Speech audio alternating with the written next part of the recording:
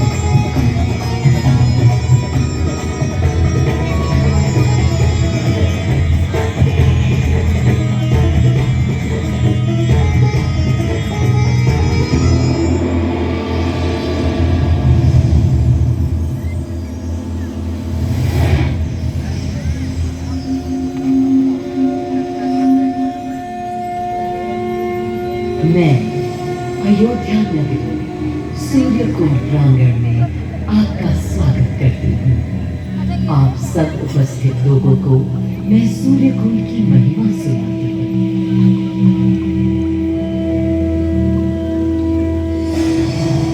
भारत की मिट्टी अनेकों दिव्य आत्माओं की जन्मस्थली है, पर आज मैं आपको कथा सुनाऊंगी भगवान विष्णु के उस अवतार की जिनके अवतरण से मैं पावन हो गई सदा सदा के लिए।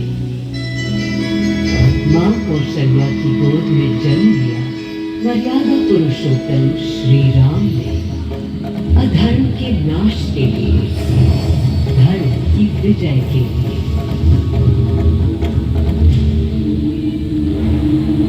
किंतु उन्हें अयोध्या त्याग 14 वर्ष के वनवास पर जाना पड़ा।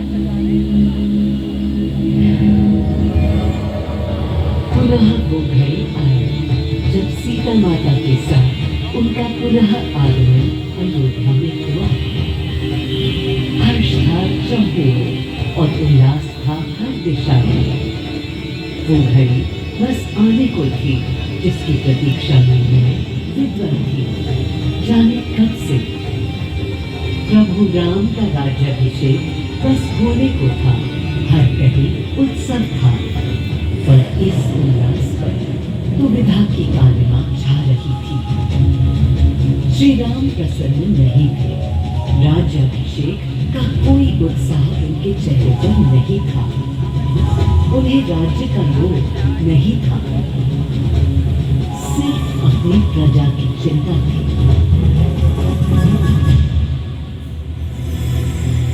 सबके मन में एक ही प्रश्न था, कौन हल कर सकेगा श्री राम की इस दुविधा को, मिटा सकेगा इस अंधकार को, किसके पेट से छट जाएगी ये क्रांति।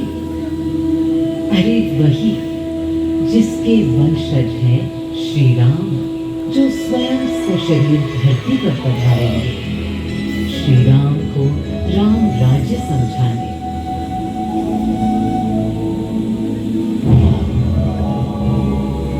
ये गाथा उस शक्ति पुंज की है जो पृथ्वी पर जीवन और सृष्टि का केंद्र था, है और रहेगा।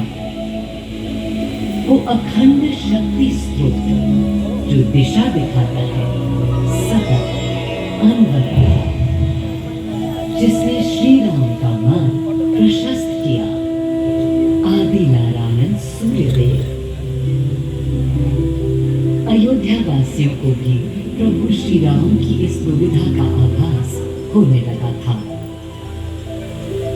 देखा क्या? तुमने देखा क्या? कितने सपुचाई से श्री रघुवीर पद की प्रसन्नता या निरत होने का गलत या मन कोई कुछ भी तो दिखी नहीं। मुकुट सामने रख कितने अधीर थे।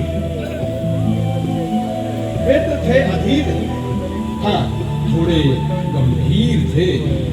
सौम्य मुखमंडल पर निर्बलों की पीड़ा थी, दीन असहाय वंचितों का दर्द था। उनके लिए मुकुट अथवा राज सिंहासन वैभव का लोभ नहीं। अब कैसे सुखी दिखे जब तक सुखी सारे लोग हैं। तब दिशा निर्देशन के लिए श्री राम ने स्वयं सूर्यदेव का स्मरण किया। श्री राम सूर्यदेव का आह्वान करने लगे। क्लांत मन से उन्होंने अपने पितामह को याद किया।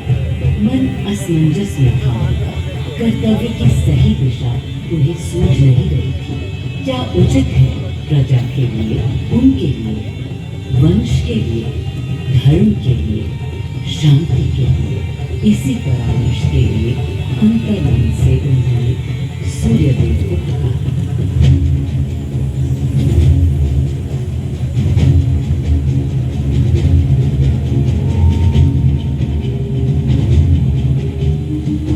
मैं अयोध्या पवित्र से पवित्रतम हो गई हूँ।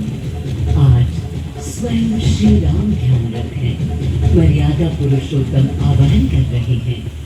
उन सकारात्मक शक्तियों का संचार कर रहे हैं जो उन्हें, मुझे और मेरे यानी अयोध्या के हर निवासी को अनंत काल तक सही दिशा दिखाएंगे।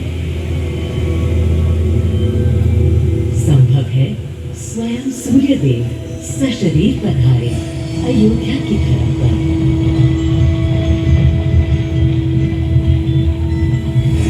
और देखो, श्री सूर्यदेव आने को हैं।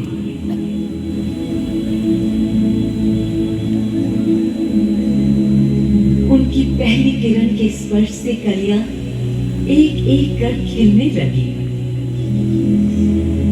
जीवन की कांति हर ओर धीरे धीरे फैलने लगी।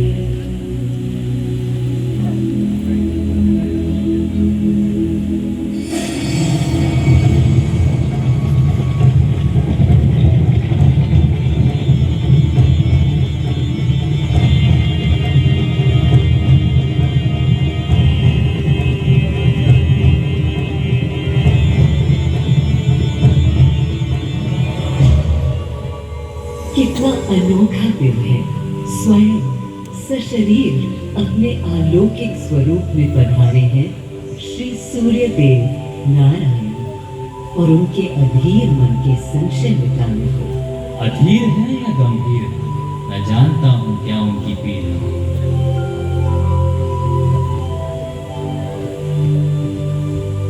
माँ कौशल्या को प्रणाम। कहाँ है राम? अरे बोलूं ये बात कि कौन बड़ा है, आज्ञा हो तो आपके चरण छूलूं। अरे नहीं नहीं, ये क्या करते हैं आदि पुरुष? ऐसा अनुग्रह सर्वथा अनुचित है। राम वंशज हैं आपके, क्यों पाप का भागीदारी बनाते हैं पितामह? पितामह पितामह होंगे हम ब्रह्मलोक, अब धरती पर जनलोक में आ गए हैं। आइए। चलिए।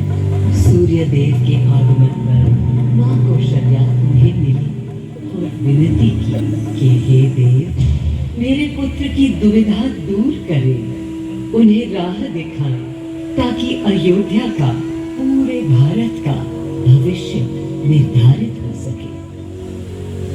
आपकी जब पहली किरणें आती हैं तब गोचारण होता है, चिड़ियां गाती हैं, लेकिन इन दिनों कितनी उदास है। कारण है उनके राम की एकाग्र साधना और सुदीर्घ उपवास। सिंहासन की ओर चरण धरना नहीं चाहते, धारण नहीं करना चाहते हैं मुकुट। कोई बात नहीं। राज्य अभिषेक के बाद राज्य जो भी चलाए, राम राज उसका ही तो कहलाएगा। मैं आ चुका हूं तपस्वी राम। मनस्वी राम, अपने नेत्र खोलो।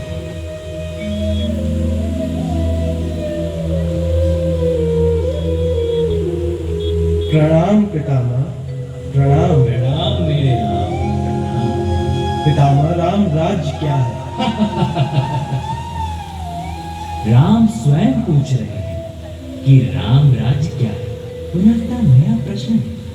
अभी तो आप कह रहे थे जो भी मैं कह चलाएगा। रहा था कि राम राज्य में राम के लिए भी विधान होंगे। आदिदेव, कुछ अनुमान तो मुझे है, लेकिन अब आप बताइए क्या विधान है?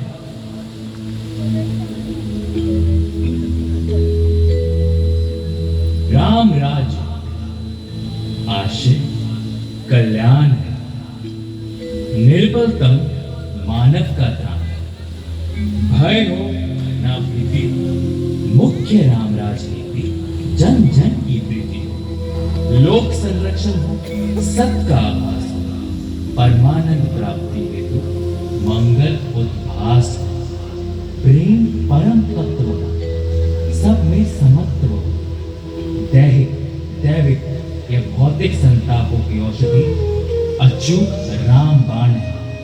राम राज्य आशय कल्याण है, निर्बलतम मानव का त्राण है, प्रमोदित अपंतव आस्था का घनत्व, वैभव विशाल, मेघ करे वर्षा और सदा ही सुखाय, दिशाएं सब मस्त, जनपद ये स्वस्थ, उपद्रव ना ही और ना कोई आतंक हो, कोई नहीं रंग हो, सुख ही सुख विषम, प्रेम योग धर्म मूल्य प्राण, राम राज राशे कल्याण। मां कौशल्या, अभी ये मुकुट मात्र सोने का है। मैं इस मुकुट को राम के साथ सदा उपस्थित होने का बना देता हूं।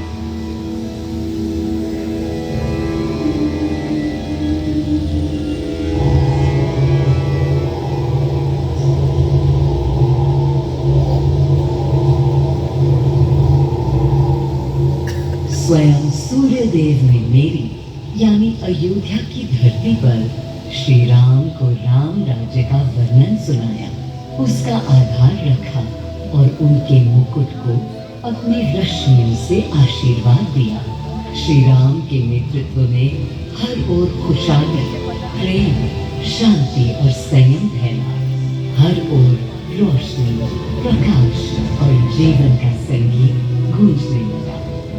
राम राज्य का पथ दर्शाकर चल दिए सूर्यदेव पुनः अपने लोक, ताकि अनंत काल तक अयोध्या ही नहीं, पूरा विश्व उस शक्ति का संचार अनुभव कर सके। हर दिशा खिल उठी, श्री राम के राम राज्य से, सूर्य देव के स्पर्श से पावन हुई मेरी धरा। पर जहाँ उनका रथ रुका था, वहाँ स्वयं यह कुंड बन गया। समय बदला, मेरा और इस कुंड का स्वरूप भी बदलता गया। स्कंद पुराण के अनुसार यह स्थल घोषाल तीर्थ के नाम से भी जाना जाता है। जब प्रतापी राजा घोष यहाँ आए और उन्होंने ऋषियों को यहाँ स्नान करते देखा, तो स्वयं भी किया, जिसके बाद उनका शरीर दिव्य, निरोगी और अलौकिक हो गया। और इसी कुंड के जल से उनकी काया भी कांतिमय हो गई। यहाँ की गई उनकी घोर तपस्या का तेज आज भी अनुभव किया जा सकता है। दिन बीते, साल बीते, और फिर अनेकों सदियों के बाद राजा दर्शन सिंह यहाँ आए। यही तपस्या करने के बाद उन्होंने यहाँ सूर्य मंदिर, कुंड और चारों ओर घाट का निर्माण कराया, जिससे यहाँ की प्रजा भी इस अलौकिक कुंड का लाभ उठा सके। सूर्य देव के महात्म्य से मैं अयोध्या और तेजमय हो गई, और इसका प्रमाण इस सूर्य कुंड और समीप स्थित गरिमा में सूर्य मंदिर से स्थापित हो जाता है।